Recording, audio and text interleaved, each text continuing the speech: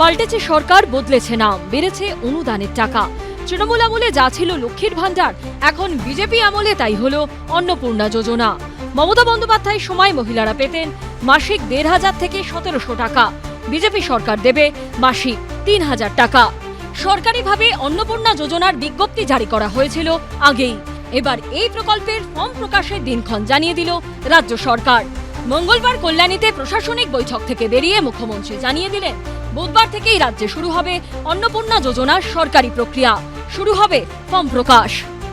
আগামীকাল বিকেলে নবান্ন থেকে আমি এবং সংশ্লিষ্ট দপ্তরের মাননীয় মন্ত্রী, সিএস, এফএস এবং অন্য আধিকারিকদের উপস্থিতিতে অগ্নিমিত্রা পাল এবং আমি একটি ফর্ম পাবলিশ করব, যেই ফর্ম অন্নপূর্ণা যোজনায় ফিল আপ করতে হবে এবং আমরা কালকেই বিস্তারিত বলবো।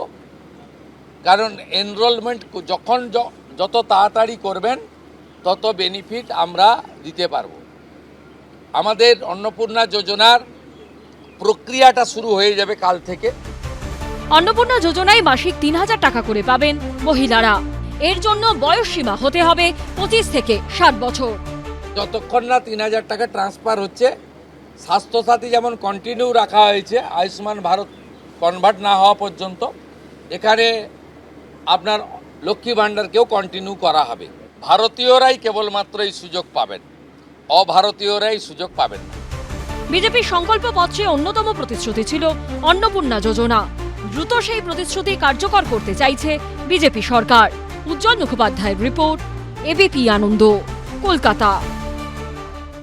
তৃণমূল সরকার এখন অতীত, রাজ্যে এখন বিজেপি সরকার। আর মঙ্গলবার পরিবর্তনের এই রাজ্য সাক্ষী রইল কার্যত এক নজিরবিহীন ছবি। ফিরল রাজনৈতিক সৌজন্য।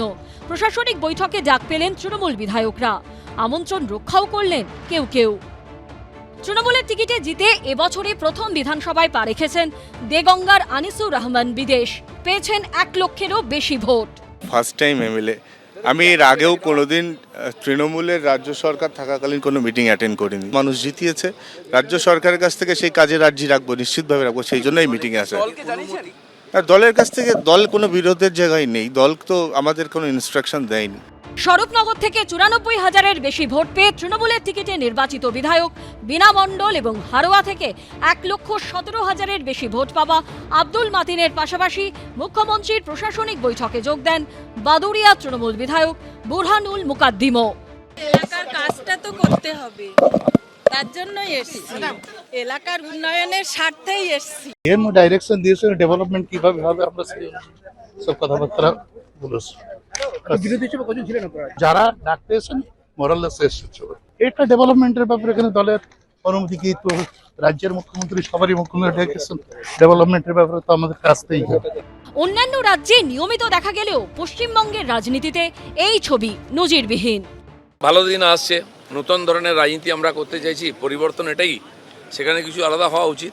তারা তো কোনোদিন এটা বুঝলেন না যে সরকার সবার উন্নয়ন সবার জন্য হোক, সবাই বলার সুযোগ পাক। আমরা সেই সুযোগটা দিচ্ছি, আমরা সেই ধরনের রাজনীতি করি। প্রশাসনিক বৈঠকে উপস্থিত সব দলের জনপ্রতিনিধি।